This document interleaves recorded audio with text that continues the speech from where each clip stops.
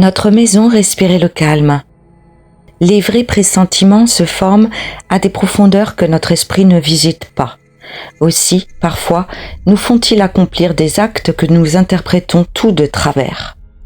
Je me croyais plus tendre à cause de mon bonheur et je me félicitais de savoir Marthe dans une maison que mes souvenirs heureux transformaient en fétiche. Un homme désordonné qui va mourir, et ne s'en doute pas, met soudain de l'ordre autour de lui.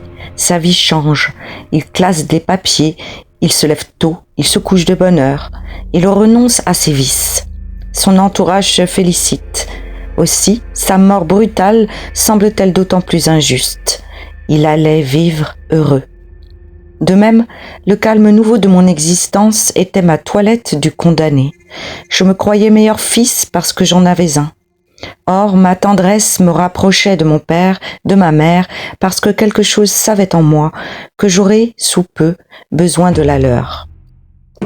Un jour, à midi, mes frères revinrent de l'école en nous criant que Marthe était morte.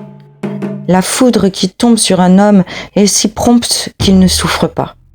Mais c'est pour celui qui l'accompagne un triste spectacle. Tandis que je ne ressentais rien, le visage de mon père se décomposait.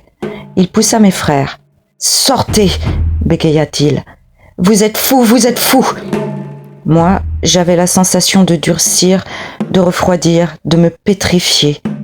Ensuite, comme une seconde déroule aux yeux d'un mourant tous les souvenirs d'une existence, la certitude me dévoila mon amour avec tout ce qu'il avait de monstrueux.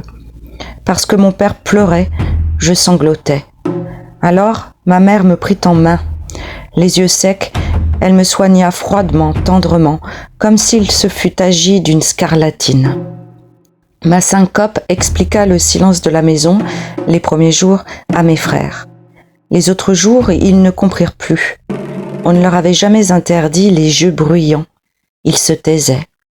Mais, à midi, leurs pas sur les dalles du vestibule me faisaient perdre connaissance, comme s'ils eussent dû chaque fois m'annoncer la mort de Marthe. Marthe! Ma jalousie la suivant jusque dans la tombe, je souhaitais qu'il n'y eût rien après la mort.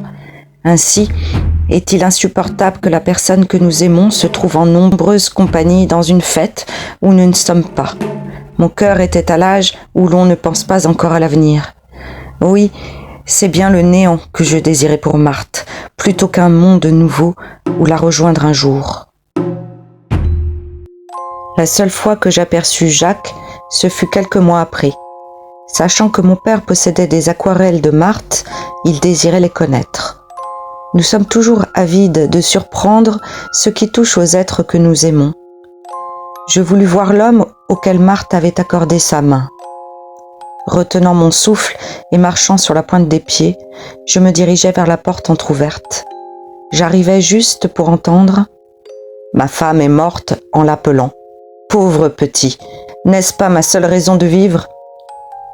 En voyant ce veuf si digne et dominant son désespoir, je compris que l'ordre, à la longue, se met de lui-même autour des choses. Ne venais-je pas d'apprendre que Marthe était morte en m'appelant et que mon fils aurait une existence raisonnable ? Fin.